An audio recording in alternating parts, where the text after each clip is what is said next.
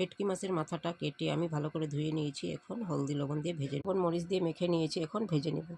তেল গরম হয়ে গেছে, ভেজে নেব।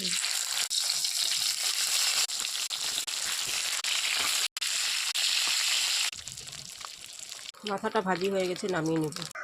তেল গরম হয়ে গেছে, জিরা দিয়ে দেব, পেঁয়াজ দিয়ে দেব। পেঁয়াজ ভাজি হয়ে গেছে, আলু দিয়ে দেব। হলদি লবণ মরিচ জিরা সব দিয়ে আমি আলুটা ভেজে নিয়েছি। মুসুরের ডান্ডি কেটে ধুয়ে রেখেছি, দিয়ে দেব।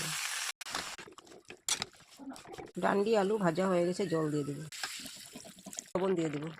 আলু ডান্ডি সিদ্ধ হয়ে গেছে, মাছের মাথা দিয়ে দেব।